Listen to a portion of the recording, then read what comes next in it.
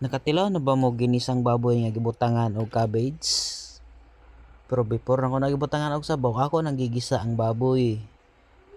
Tapos gitimplahan, gibutangan og mga seasonings, gibutangan dayon og tubig.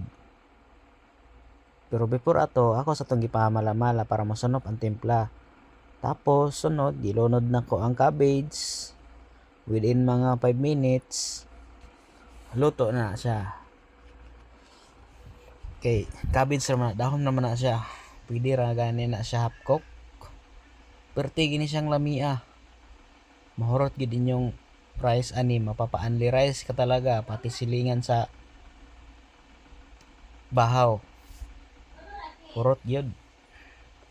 So kay naluto naman, ato nang ipatay atong gas stove, hukad na dayon ta diha kay mga na ta, kay mag-plating na ta. Kay it's time to eat na. Ako na siyang gihurot og hukad kay duha ra man may mga on. So Paris. So ako nang gihurot kay para di na magbalik-balik og hukad. So nag-prepare na dai ko diha. Mga plato, kutsara, tinidor. Na okay na. Mga awan na ta guys. Daghang salamat sa pagtan-aw. Please like and subscribe.